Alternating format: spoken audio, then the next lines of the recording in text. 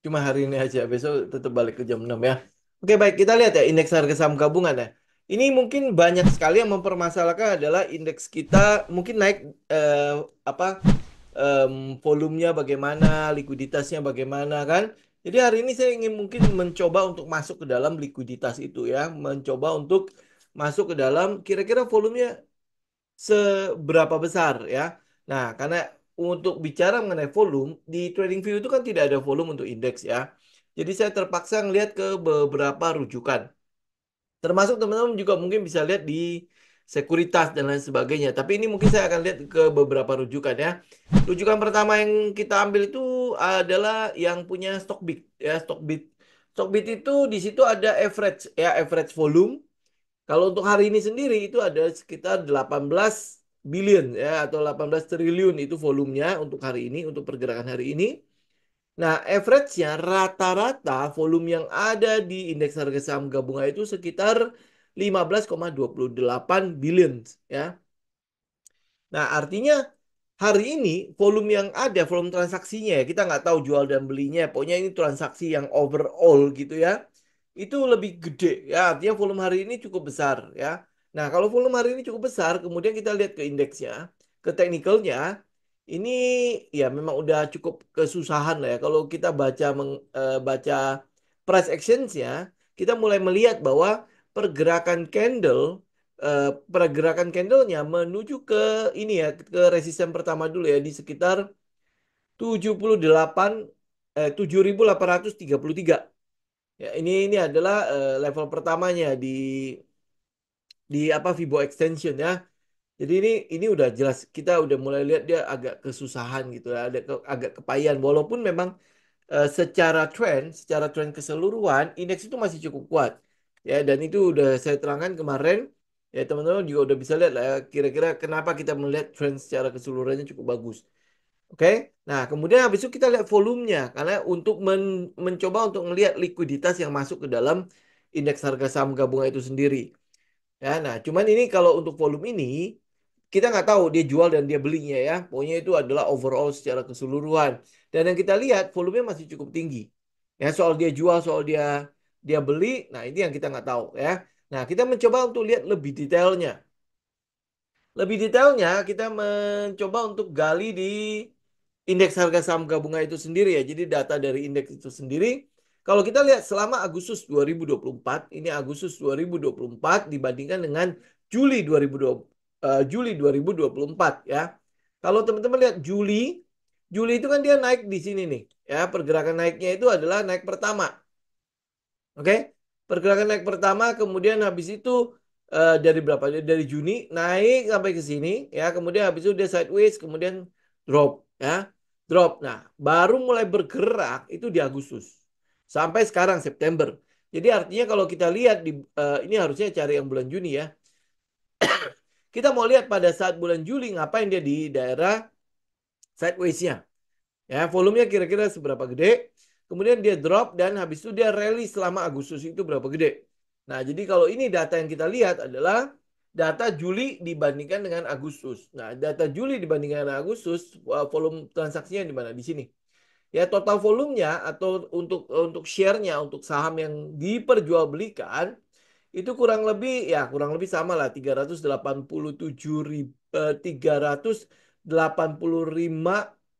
700 sekian ya. Ini dalam bentuk apa?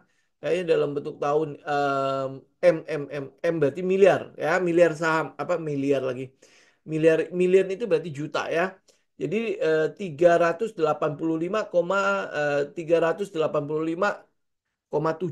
ya juta ya lembar saham yang ditransaksikan. Ya, ini artinya totalnya selama 1 bulan itu. Nah, value-nya berapa? Value-nya kurang lebih di Agustusnya itu jauh lebih tinggi. Ya, di sekitar 389. Kalau untuk B berarti triliun ya, billion kan? Berarti triliun ya. Jadi ini adalah transaksi selama di Agustus. Jadi dia naik begitu drastis ya dibandingkan dengan Juli. Juli itu adalah 200 ini ya. Lihatnya di sini. Ya ini total volume, ini adalah angkanya ya. Jadi ini Agustus punya dan ini bulan Juli punya. Ya, oke. Nah, kalau teman-teman lihat, ini jelas ya, transaksinya jelas besar kan? Dari 228 triliun, ya karena billion kan, 228, sorry, 228 miliar ya harusnya ya, karena B ya. Nah, kemudian naik menjadi 389. Jadi ya wajar ya terjadi pergerakan selama di bulan Juli itu. Nah, bagaimana dengan September? Nah, September kita nggak punya datanya. Yang kelihatan adalah cuman di minggu pertama saja, ya karena ini baru minggu kedua ya. Nah, minggu pertama kita lihat volumenya itu hampir boleh dibilang rata-rata lah ya. Ini yang volume dan yang volume itu yang volume untuk sahamnya, ya jumlah saham yang beredarnya atau jumlah saham yang diperdagangkan itu yang warna tua. Ya, sedangkan untuk value-nya, untuk harganya, untuk dalam bentuk rupiahnya, yaitu yang warna abu-abu muda. Ya, abu-abu muda. Jadi kalau kita lihat, itu hampir rata-rata. Ini mungkin yang 28 Agustus itu yang cukup tinggi value-nya loh ya. Value-nya ini mungkin waktu itu ada sempet transaksi tentang ABMM atau Bayan kali ya. Ini mungkin terjadi transaksi silang itu ya. Nah, kemudian habis itu yang hampir berlewat itu udah rata-rata nih ya. Rata-ratanya sekitar mana volumenya?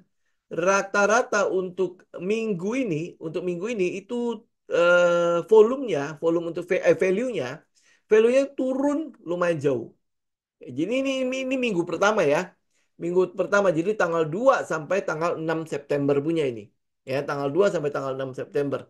Ini yang kita bilang ya, likuiditas untuk minggu pertama itu turun lumayan drastis. Dari tadinya 35 billions ya 35 ribu billions ya turun menjadi 10,669 billions gitu. Artinya ini turun berapa gede? Ya, turun sepertiganya. Jadi transaksinya tiba-tiba kering gitu loh ya. Kering dalam 1 minggu pertama di bulan September. Jadi minggu pertama bulan September itu adalah tanggal 2 sampai tanggal 6 ya. Nah itu ya antara ini nih. Ya, jadi antara ini sampai sini. Nah, itu kering. Ya itu kering. Nah kita nggak tahu apakah yang di sini itu sama nggak. Jadi kalau lihat dari pergerakannya, ya pergerakan ke atas ini ya kita boleh katakan likuiditasnya itu hampir nggak ada. Jadi ya dia pasti yang pot-potan lah untuk naiknya.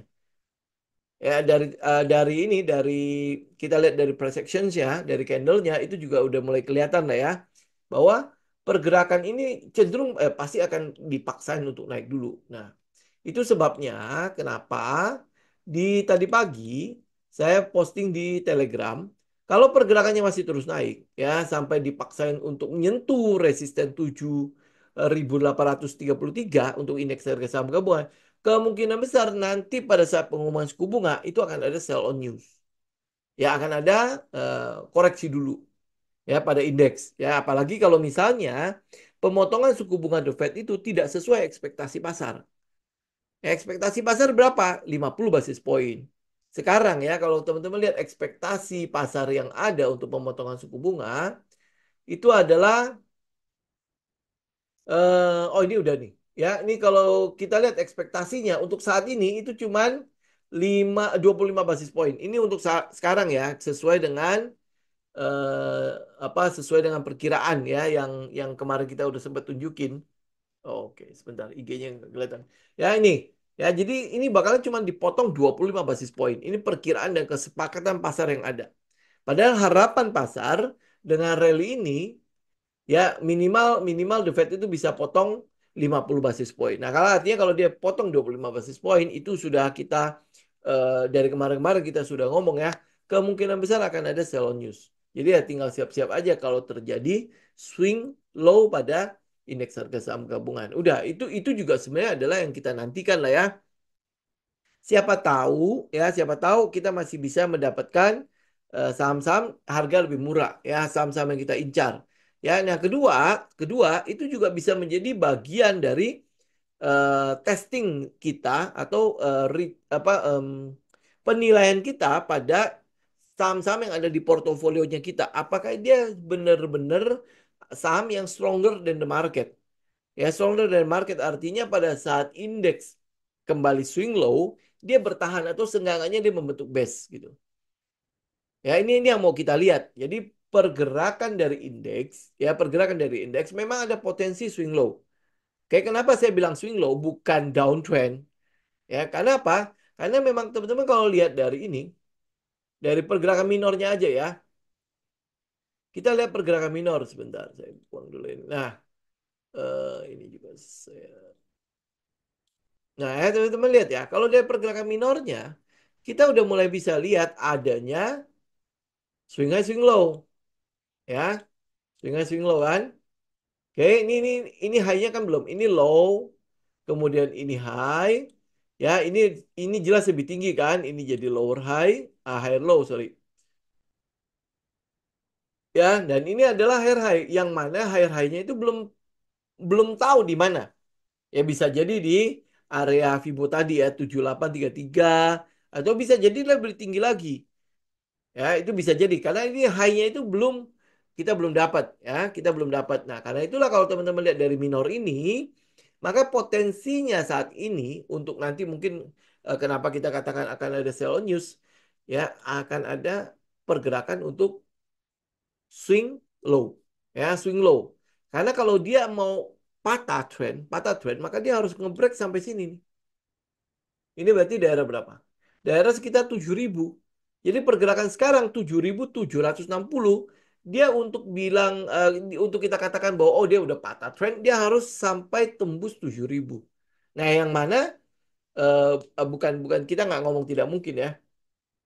Untuk saat ini, itu hampir boleh dibilang mustahil terjadi untuk saat ini. Ya, kalau dengan keadaan sentimen, dengan keadaan ekonomi, dengan keadaan global semua, ya, yang sekarang ya, artinya suku bunga tinggi benar ya. Tetapi kan sudah mulai bergeser kepada periode di mana penurunan suku bunga akan terjadi. Yang kita sebut sebagai dalam tanda petik easy money. Ya, karena suku bunga turun, jadi kemungkinan besar akan ada gairah untuk kreditnya ya kayak gairah untuk kredit makanya disebut sebagai easy money. Jadi karena itulah makanya potensinya adalah dia akan swing low. Nah, pada saat dia swing low, teman-teman sekali lagi lu bisa dapat dua hal di situ. Pertama adalah kita mungkin bisa dapat harga yang lebih murah untuk saham-saham yang kita incar. Ya, bisa jadi saham kita juga koreksi juga melakukan swing low. Yang kedua adalah teman-teman bisa melakukan testing terhadap portofolionya kita. Apakah dia stronger than the market? Kalau dia stronger than the market, artinya pergerakan market misalnya dia turun nih, swing low nih, dia malah bertahan atau dia membentuk kayak box gitu ya atau membentuk base gitu ya, seenggaknya dia bertahan lah di daerah situ. Jadi ini yang bisa kita akhirnya kan jadi oh ini saham ini stronger than market gitu. Oke, ya. Jadi ini yang mungkin teman-teman bisa lihat dari indeks harga saham gabungan. Nah, sisanya next kita mungkin bisa bahas ke pertanyaan ya. Kalau teman-teman nanti ada pertanyaan langsung aja ya, silakan langsung di chat ya. Oke, oke ini udah. Saya ke pertanyaan pertama itu adalah BRMS lagi ya. Ya ini BRMS nggak tahu mau bahas berapa kali ya. Ya kita udah sering sekali membahas BRMS itu posisinya saat ini kalau tidak salah swing low ya. Saat ini lagi swing balik ya. Jadi ini teman-teman lihat ya. Ini gambarnya masih sama ya. Oke, nah, sorry. Pergerakannya adalah dia kena resisten, kemudian dia swing ke bawah, ya, dia swing ke bawah. Nah, swing ke bawah kemana? Ini masih di daerah sini 153, 150. Ya itu masih daerah situ ya. Kita mungkin akan lihat kurang lebih di daerah situ. Kenapa kita juga bisa lihat daerah situ? Ya, nah teman-teman bisa lihat ya. Pergerakan turunnya, even itu walaupun dengan candle-candle gede, tapi volumenya sebenarnya tidak mencerminkan pergerakan turunnya. Volumenya itu jelas jauh lebih kecil ya. Dia terus turun. Ya, volumenya itu kecil lah. Ya, volumenya kecil dibandingkan dengan pergerakan naiknya. Jadi kalau lihat bullish activity, harga naik, volume naik, ya harga turun, volume turun. Nah, jadi ini masih cukup pas gitu. Makanya kalau teman-teman yang konservatif, ya malas nunggu dan lain sebagainya, kalau misalnya pergerakannya kayak gini, ya ini posisi dia sideways. Ya kalau teman-teman nggak mau nunggu, lebih baik tunggu dia break. Break 170, ya 170 di atas, Dan itu pun setelah dia break masih ada potensi di mana di atas itu masih akan ada base. Ya, masih ada yang sering kita sebut sebagai SOS. Nah, SOS ini ingat ya, belum tentu dia kotak. Bisa jadi pergerakannya adalah ya mungkin naik begini, ya kan? Pergerakannya dan sebagainya, gitu ya. Teman-teman mungkin bisa lihat itu kondisinya tetap dalam keadaan base, gitu. Ya. Oke, nah BRMS bisa ke 130 sampai 140 lah. Sangat mungkin ke situ. Ya sangat mungkin ke sini ke 130 140 sangat mungkin. Ya kenapa kita dia akan ngetes kembali ke bawah. Gini, kalau kemarin kan kita udah bahas nih. Kita udah bahas beberapa sentimen untuk BRMS terutama untuk pabrik ketiganya dan mungkin ada potensi pabrik keempat.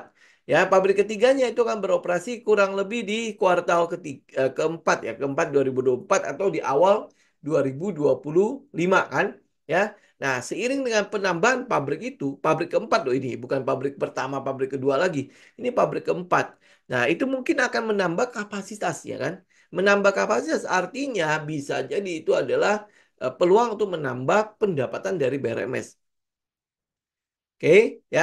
Bau-bau BRMS kan ya kita bisa lihat itu adalah turnaround ya, itu ada turnaround. Dari yang tadinya tidak punya pabrik, ya sekarang udah kayak gencar banget kan bikin pabrik ya kan. Ya, sekarang bahkan udah sampai pabrik ketiga udah akan beroperasi sebentar lagi dan pabrik keempat. Oke. Nah, itu kalau teman-teman lihat dari dalam dalam dalam diri mereka, dari fundamental mereka, kita udah lihat ada potensi peningkatan pada pendapatannya, ya kan? Nah, sekarang permasalahannya adalah ya, teman-teman mau nggak mau harus sabar lah ya. Pasar pasti akan menanti dong operasinya kapan. Memang mereka akan price in, pasti mereka akan price in price in ya. Nah, kalau melakukan price in apalagi dengan sentimen yang sudah terang benderang ini ya tentu pasti tidak mungkin tidak akan lebih mudah lagi untuk apa namanya melakukan akumulasi saham-sahamnya kan ya karena itulah makanya banyak sekali pasti teman-teman akan lihat manuver-manuver yang akan terjadi ya apalagi ini udah di ujung ya kalau kita lihat LPS-nya juga udah ya pakai weekly. Ya, oke. Nah, ini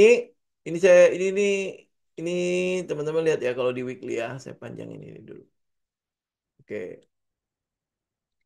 Nah, periode di weekly untuk BRMS sebenarnya dia ada di posisi apa? Ya, periode weekly-nya.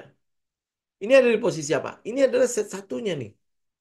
Ini adalah stage satu untuk BRMS. Oke, ini udah pernah kita bahas ya. Ini adalah daerah stage satunya. Nah, periode sekarang ini posisi time per weekly ya. Posisi sekarang untuk BRMS di weekly itu adalah SOS, Pak. Ya, ini adalah periode SOS-nya untuk si BRMS, tapi di time per weekly, ya. Oke, karena ini set satunya nih. Ini daerah set satu. Ya, ini set satu. Jadi artinya dari 2005 sampai ke 2023, ya ini kan berarti pergerakannya di situ-situ aja kan ya. Ya, pergerakannya di dalam kotak-kotak itu aja. Memang ada pergerakan yang di 2017 naik. Ya, ini teman-teman tinggal lihat 2017 kenapa naik. Kemudian 2021 sampai 2023 kenapa terjadi akumulasi yang begitu luar biasa di situ. Nah, karena di sini periode inilah ya dari 2021 sampai ke sekarang ya sampai ke sekarang terjadi akumulasi luar biasa itu satu karena memang harga komoditasnya ya harga komoditasnya. Kedua karena adanya corporate actions ya saya teman-teman nanti tinggal lihat ya si grup Salimnya dari 2017 sudah ada ya tapi di 2020 2021 sampai sekarang ini adalah periode di mana pembukaan pabrik-pabrik demi pabrik ya pembukaan pabrik ya artinya pabriknya jadi em, periode itu di mana akumulasi begitu tingginya itu adalah periode di mana pendapatan dari BLMS sudah mulai kecium. Ya, dari yang tadi dia turun, ini yang saya bilang ya, ini adalah aroma turnarounds dari si BRMS. Ya, nah, kemudian pada saat SOS itu apa sih? SOS itu adalah reakumulasi, ya toh? Ya.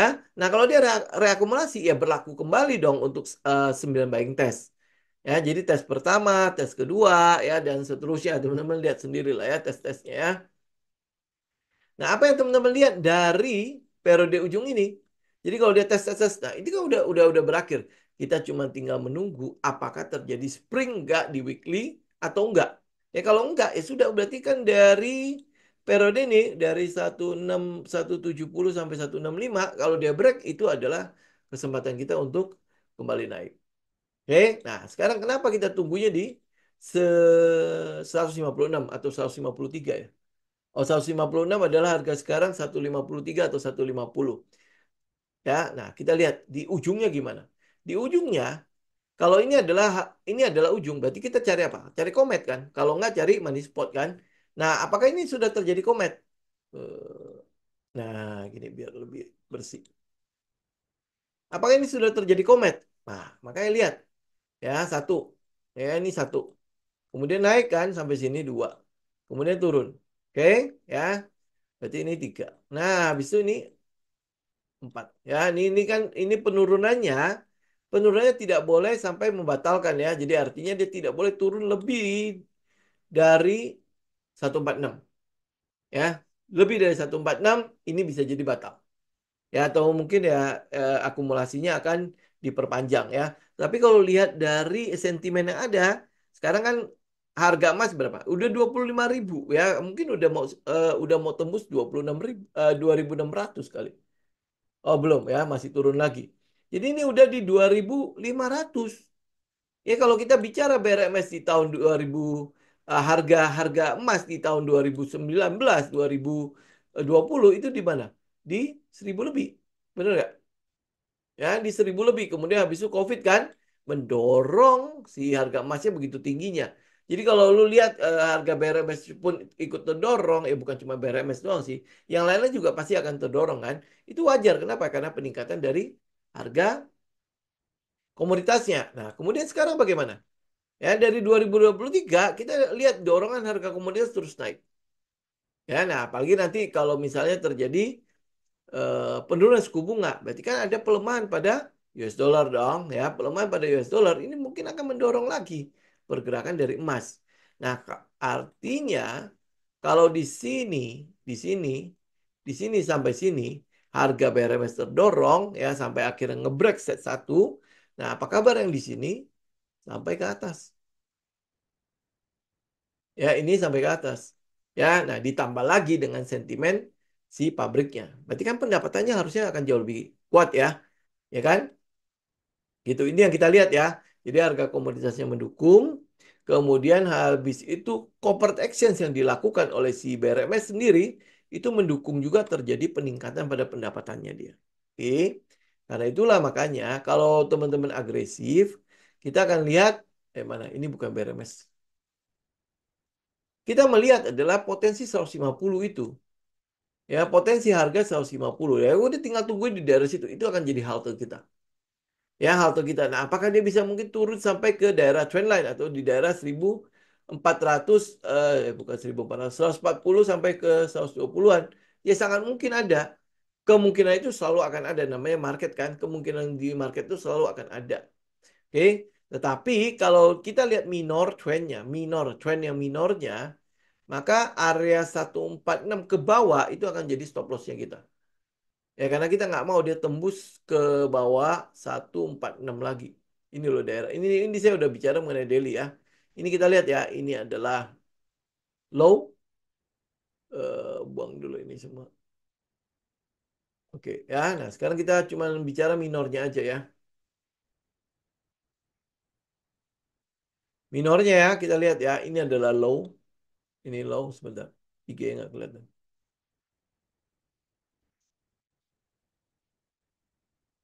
Oke ya. Nah sekarang kita lihat. Ini adalah low. Ini low-nya. Oke, low ya. Kalau teman-teman kotakin, ini seperti spring kan. Kemudian dia terus naik sampai ke atas. Ini adalah high. Terus dia koreksi kan. Ini adalah koreksinya. Sampai sini saja. Ini adalah higher low. Karena apa? Ini lebih tinggi daripada low yang sebelumnya. Terus habis itu ini ada satu lagi adalah high. Kenapa? Karena udah terjadi swing ya. Jadi ini adalah higher high. Dan high ini sudah ngambil high ini. Gitu. Jadi kotak ini Saya harus ganti warna kayaknya, ya. Nah, ini kotak ini sama kotak ini. Ya, itu sebenarnya udah mulai di break. Ya, mulai di break walaupun belum close di atas cuma shadow doang. Oke. Nah, karena itulah makanya kita mau tunggu pergerakan ini itu harusnya menjadi swing low untuk mencari low yang lebih high daripada ini. Oke, ini high ini ke sini sudah high ya, sudah menunjukkan adanya high. Karena dia udah close di atas kan, ini udah close di atas kan. Nah, jadi yang sekarang terjadi adalah kita butuh swing low yang tidak boleh lebih dari ini. Nah, ini di mana? Di daerah sekitar 145. Jadi ini akan jadi daerah stop lossnya kita. Nah, kenapa belinya di daerah 150? Eh, ya, kenapa belinya di daerah 150? Karena kita melihat, oke, daerah sini itu sempat nih ya, teman-teman lihat ya. Ini kan dia drop ya. Kemudian dia sempat base di sini, kemudian habis itu kembali naik ya. Jadi ini kelihatannya akan menjadi sebuah base. Ya, ini base ya sebelum terjadi kenaikan. Ya kan, kalau dia udah terjadi kenaikan, artinya apa? Di sini ada dorongan kan? Ada dorongan di mana ya kemungkinan besar akan ada likuiditas di situ. Nah, bisa jadi ini akan jadi likuiditas yang tertinggal. Ada likuiditas yang tertinggal. Karena itulah makanya ini harga mulai balik untuk menjemputnya.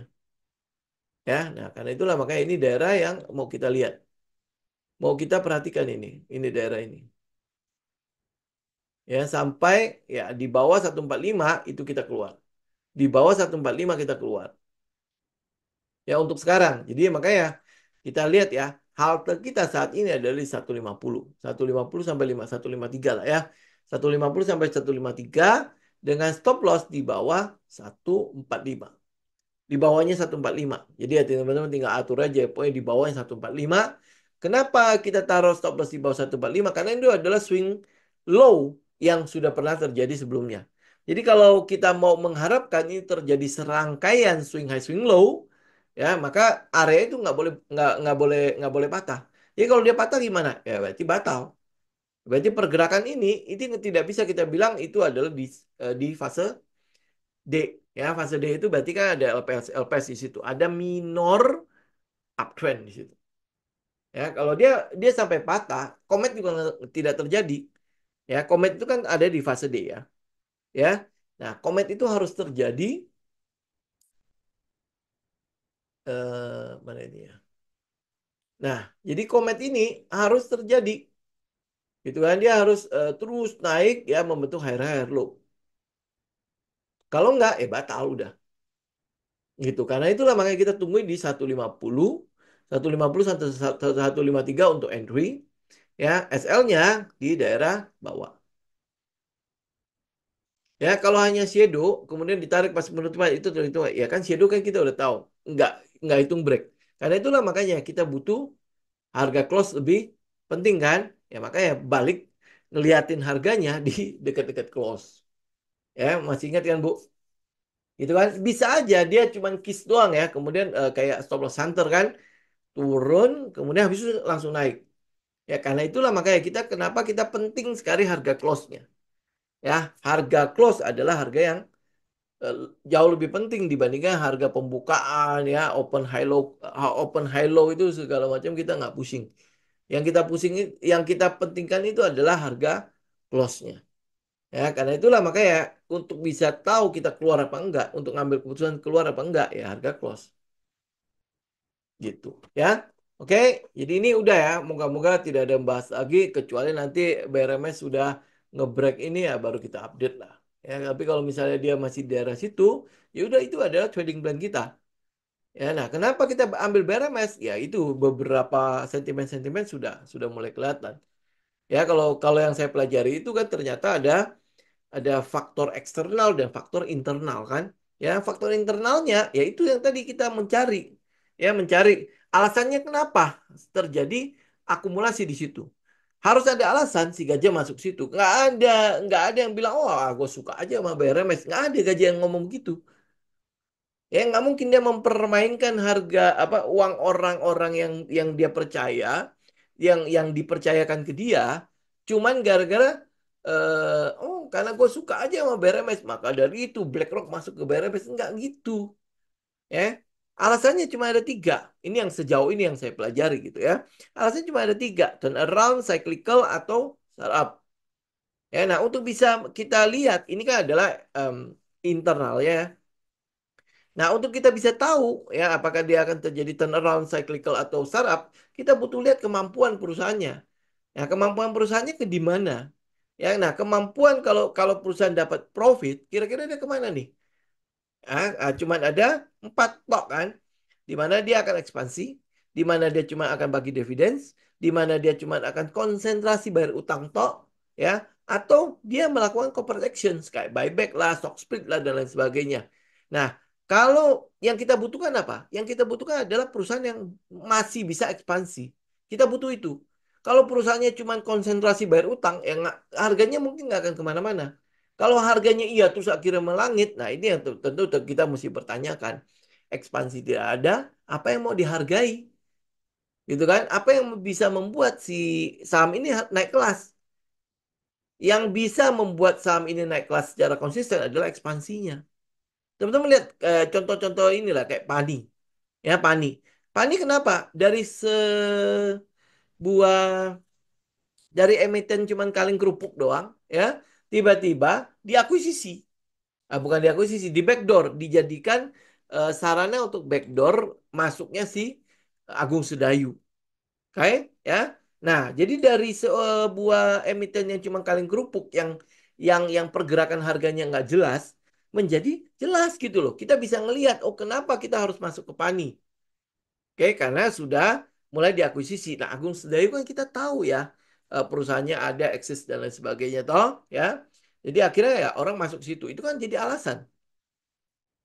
Ya, nah habis itu nanti dia bisa membesar seberapa gede, ya kita lihat lagi kemampuan perusahaannya ada di mana nih.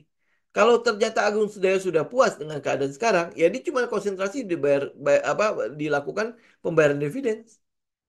Itu ekspansi mau ekspansi apa lagi misalnya ya, tanahnya udah nggak ada, ya misalnya loh ya, tapi ternyata kan tanahnya masih terus dibeli terus tuh.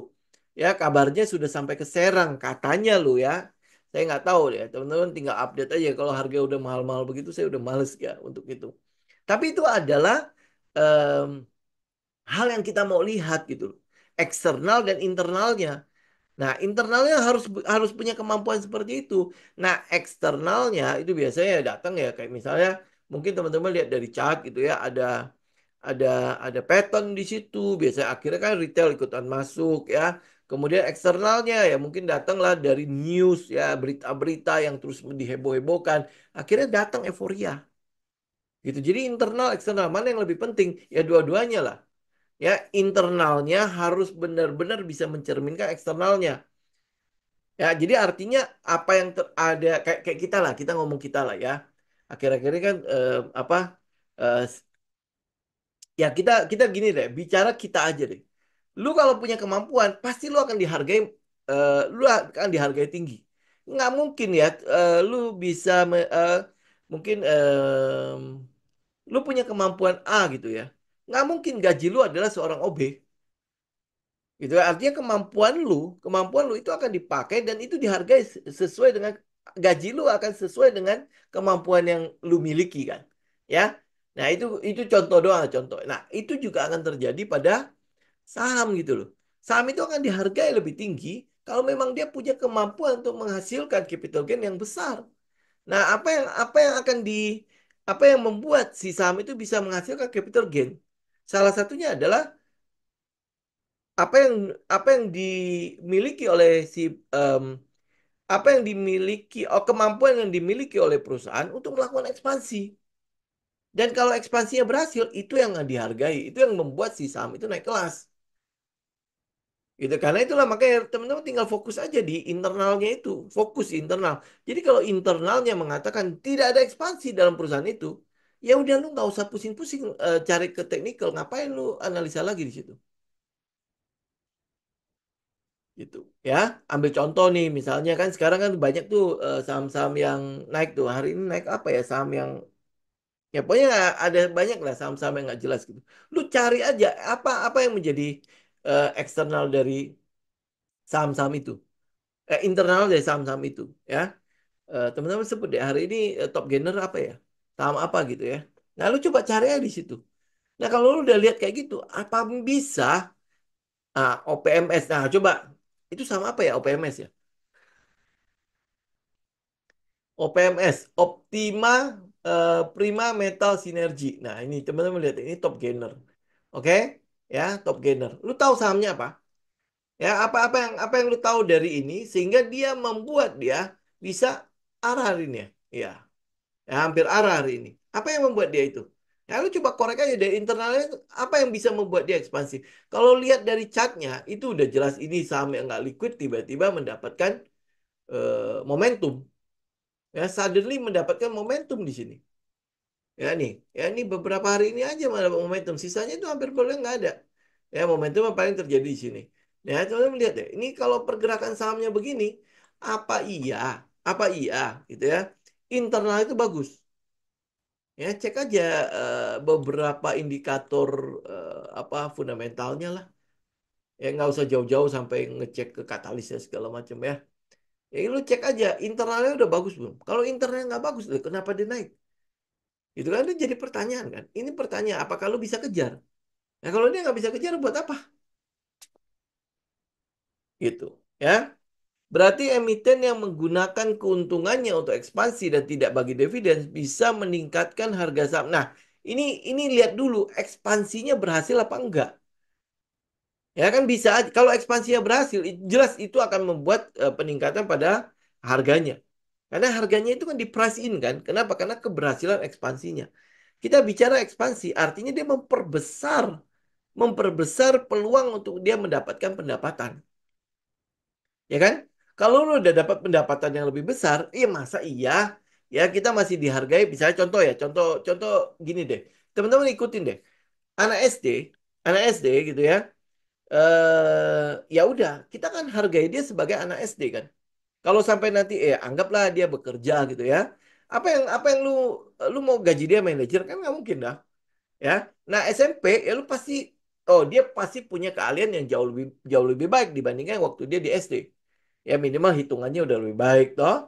Nah, kalau hitungannya lebih baik gue bisa taruh lah dia di kasir misalnya. Yang tadinya dia cuma bantu-bantu, ya nimbang-nimbang apa gitu kan. Anak SD kan, ya. Nah, ayo udah gua hargai di situ. Nggak mungkin gue taruh anak SD di kasir. Habis itu. Betul ya? Nah, SMP mungkin dia udah mulai bisa ngitung-ngitung. Oke, udah kita coba taruh dia di kasir ya. Jangan sampai salah kan? Ya, artinya ada hitungannya. Nah, kalau dia udah SMA, ya bisa jadi kita bisa taruh dia di bagian sales ya, di bagian marketing dan lain sebagainya. Kenapa? Karena kita tahu bahwa dia sudah punya kemampuan komunikasi jauh lebih baik dibandingkan dia di SD. Ini contoh loh ya. Nah, itu dia melakukan ekspansi. Ya, sehingga kita bisa hargai dia lebih. Gitu. Nah, pertanyaannya anak-anak itu udah bagi kita dividen belum? Ya belum. Ya, tetapi dia udah mulai membantu kita bahwa kita ngelihat peningkatan dari kualitasnya dia udah membantu kita untuk membesarkan perusahaan kita kan. Ya itu ekspansi, itu yang mau kita lihat. Gitu. Nah, akhirnya ya sampai akhirnya dia pasti akan dari satu saat di mana dia udah nggak bisa ekspansi lagi. Nah, fokusnya adalah ke dividen. Ya, fokusnya akan ke dividen. Akan lebih baik perusahaan yang bisa ekspansi sekaligus dia juga bisa melakukan sharing. Jadi artinya apa? Dia manajemennya ini ya secara psikologi ya kita katakan ya, manajemennya merasa bahwa laba yang ditahan cukup segini nggak apa-apa. Ya, artinya dia udah ngitung dong ya. Nah, sedikit ini sedikit ini atau berapa persen, berapa puluh persen itu bisa dibagi ke investor gitu. Ya. Nah, apalagi kalau misalnya akhirnya dia bisa ekspansi, bisa bagi dividen juga. Gitu. Itu jelas akan membuat daya tarik saham itu akan jauh lebih baik. Gitu. Itu yang kita lihat, ya. Itu yang kita lihat. Makanya ada yang internal, eksternalnya. Internalnya bagus, nggak mungkin eksternalnya nggak bagus. Lu kalau internalnya udah bagus, ya kemampuan manajemennya, ya, kemudian apa area untuk ekspansinya ada, sentimen untuk ekspansinya ada, tidak mungkin eksternalnya dihargai jelek. Gitu artinya lu dari dalam aja udah bagus kan pasti akan terpancar di luar Gitu. Karena itulah makanya kenapa kita selalu fokus internalnya dulu gitu loh. Internal ya, makanya kalau lihat ya, kita kenapa kalau di kelas fokusnya ke apa? Sortir dulu sahamnya. Nggak usah lihat ke teknikal. Karena kalau lu lihat sahamnya aja udah nggak mumpuni, ngapain kita capek-capek lihat ke teknikal? Teknikalnya sebenarnya digerakkan oleh apa? Oleh likuiditas kan, ya. Dia kalau nggak ada likuiditas nggak mungkin naik, nggak mungkin bergerak, gitu loh. Jadi karena itulah makanya kita butuh tahu kenapa likuiditas itu masuk situ, gitu kan? Nah karena itulah makanya internal itu jauh lebih penting gitu loh. Kalau memang internalnya sudah clear, likuiditas cuma tinggal tunggu waktu. Ya tinggal lu sabar apa enggak. Kan yang jadi masalah kita sebagai trader adalah kita tidak punya stok sabar itu loh. Ya kalau misalnya dia turun, aduh udahlah keluar aja lah. Gue mau cari yang arah-arah gitu. Kalau bisa hari ini arah, besok arah, ya besok gue hari ini datang ke bursa, besok gue bisa beli Mercy, beli Ferrari, beli Porsche, ya dan lain sebagainya. Pengennya kayak gitu gitu loh. Ya, nah itu yang jadi masalah kita gitu loh. Nah itu sama halnya dengan mungkin teman-teman sempat dengar wawancara CNBC atau apa gitu ya sama Warren Buffett, ya. Kan kalau kalau dilihat pemilihan sahamnya Warren Buffett siapa sih yang nggak bisa? Semua orang bisa kok. Ya, dia lihat PBV, dia lihat PER, ya PER industri dan lain sebagainya, ya. Kemudian habis itu dia lihat prospek untuk 5 tahun, 10 tahun ke depan seperti apa. Pemilihan sahamnya semua orang tahu itu kebuka, gitu. Tapi kenapa tidak ada orang yang bisa sekaya si Warren Buffett? Warren Buffett jawab apa? Karena tidak semua orang mau kaya secara perlahan. Gitu ya, karena trading itu sebuah skema untuk menjadi kaya tetapi bukan secara instan tapi perlahan gitu. Itu itu juga yang akhirnya ya membuat saya sadar ya, lu mau ngapain itu loh, ya. Lu mau kejar ribuan persen, ratusan persen buat apa? Ya buat mempesona orang-orang, ya, untuk akhirnya ikut kelas kita atau bagaimana?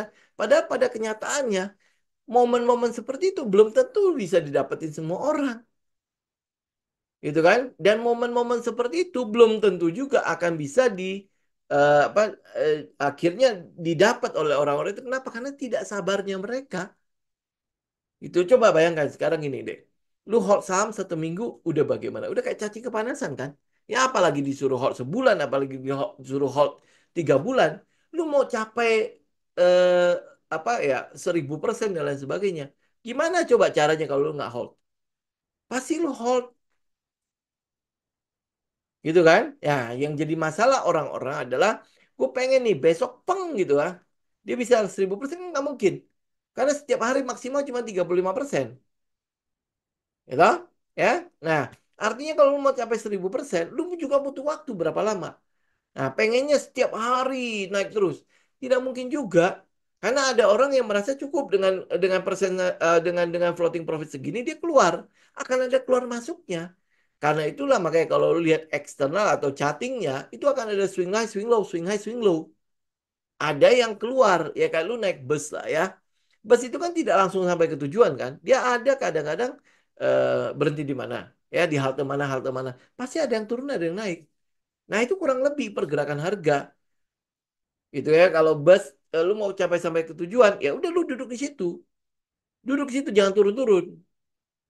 Ya, tapi kan ada kalanya. Sekarang mungkin nggak ada bus yang ngetem kali ya. Kalau dulu kan dia ngetem lama sekali gitu kan, kayak nggak mau jalan-jalan ya. Sebelum penuh dia kayak nggak mau jalan gitu. Ada yang kayak gitu kan? Ya, ada yang kayak gitu kan, bus-bus kayak gitu kan. Nah, mungkin yang saham-saham yang big cap itu mungkin masih versi bus lama kali ya, yang belum belum berubah gitu kan.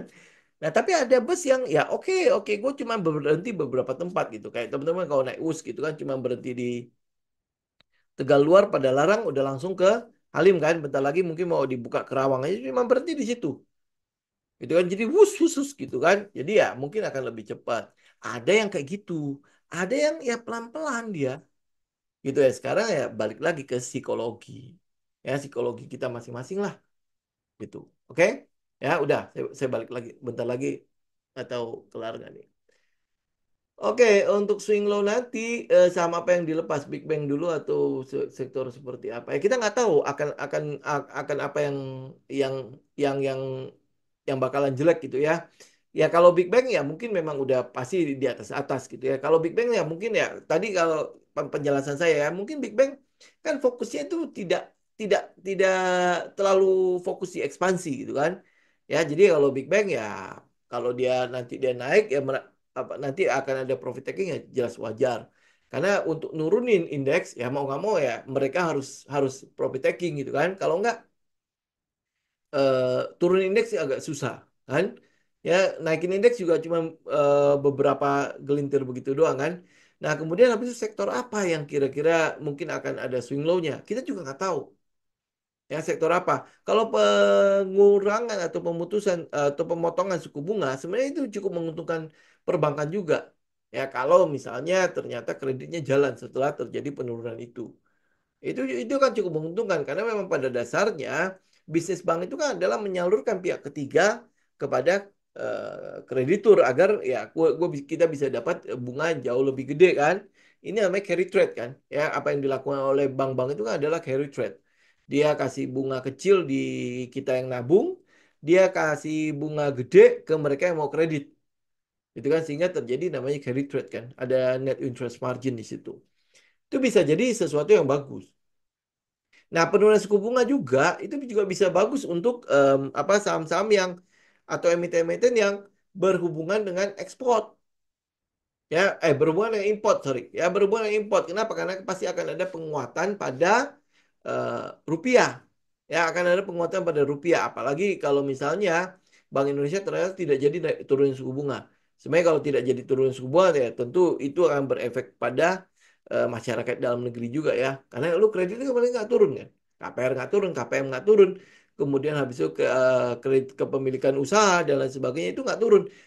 Nah, bagaimana lu mau memutar perekonomian ini? Itu kan jadi masalah juga kan. Karena itulah makanya kita lihat nanti. Ya, kita lihat nanti kira-kira bakalan sektor apa yang akan turun. Kita nggak bisa memprediksi, kita nggak bisa meramalkan apapun. Yang kita bisa lakukan adalah kita lihat nanti.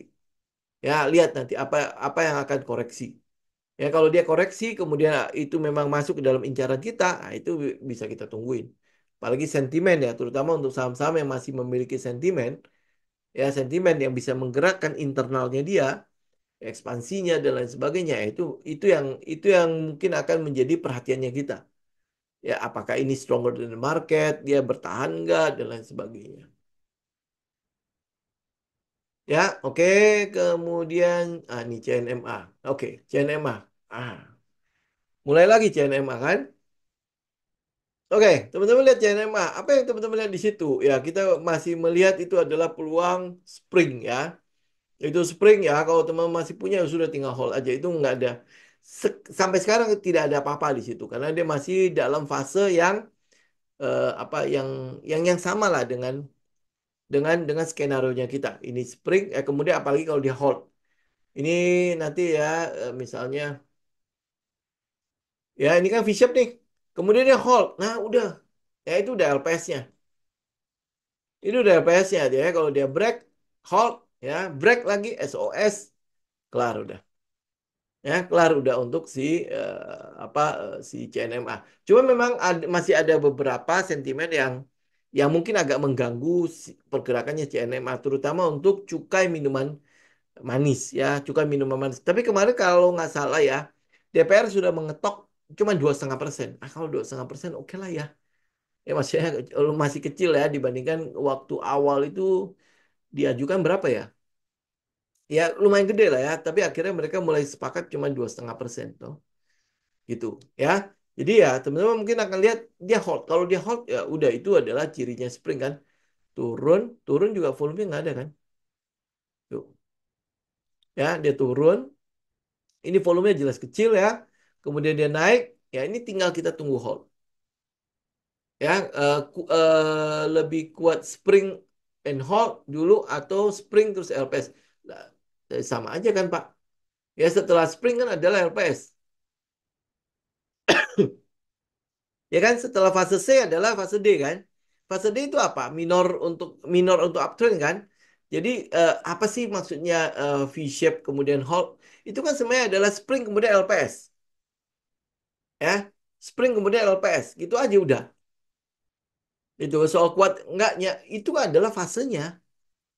Masih ingat gak? Ini kalau ini fase C kan ada yang spring, ada yang nggak ada spring. Kalau fase C tidak ada spring, berarti ada money spot di situ, ya kan? Ya. Nah, kemudian habis itu kalau dia spring, kita mau tunggu apa? LPS, ya. Berarti dia spring kemudian hold. Ya, ini kan berarti LPS-nya, Pak. Ya. Nah, next-nya berarti apa? Ini udah masuk fase D. Kita mulai ada komet di situ. Nah, kalau misalnya mau reakum ya tinggal reakum aja. Ya buat buat yang agresif ya. Ya biasanya mereka reakum di situ kan. Kalau misalnya ada V-shape ya atau spring ya, kemudian habis oh ini bener spring. Kayak Pak Peter kemarin kan ngambil lagi nih di daerah spring walaupun takut-takut gitu ya. Ya kita juga nggak tahu kan dia dia bakalan spring ya seberapa jauh dan lain sebagainya. Karena itulah makanya kita antisipasi kalau dia spring maka akan ada V-shape kemudian hold. Ya, jadi kita reakupnya kapan? Pada saat dia hold, pada saat dia LPS. Gitu. Ya, itu kan cuma syarat-syarat doang. Gitu. Jadi kalau CNMA ya udah selama dia masih sesuai nih nanti nanti dia kalau dia hold ya berarti LPS terus kalau dia naik berarti kan ada minor uptrend yang akan terjadi karena ini fase D. Ya, ini akan ada minor uptrend. Ya, kalau dia ada minor uptrend di situ ya wis, sesuai skenario kan? Ya, semua sesuai. Berarti kan ini udah tinggal tunggu break SOS. Ini ada EMA 200 ya. EMA 200 di 240 lah ya. Kurang lebih 240 sampai 242. Jadi kalau dia teman-teman mungkin udah mulai sadar bahwa CNMA sudah di atas 240 berarti dia udah di periode eh, apa set satunya udah kelar ke mau menuju ke set 2. Sebelumnya dia akan ada reakum dulu. Oke, untuk hari ini saya pikir cukup dulu ya. Sekarang nanti kita bahas lagi di hari Jumat mendatang ya. Semoga semoga boleh apa bermanfaat ya. Kita ketemu lagi nanti Jumat mendatang ya. Teman-teman yang di IG yang pertanyaan nggak terjawab, nanti coba Jumat ya. Jumat Jumat kita balik lagi untuk pertanyaan-pertanyaannya. Ya, oke. Thank you semuanya untuk waktunya sudah bergabung ya. Nanti tinggal teman-teman review ulang ya apa yang ini bukan rekomendasi sekali lagi ya ini bukan rekomendasi tapi teman-teman ini pendapat saya mengenai apa yang menjadi pergerakan harganya kemudian sesuai dengan setup saya ya tinggal nanti teman-teman review ulang tinggal teman-teman apa analisa ulang sesuaikan dengan setup masing-masing ya oke thank you semuanya sampai ketemu lagi hari Jumat yang akan datang ya oke God bless semua.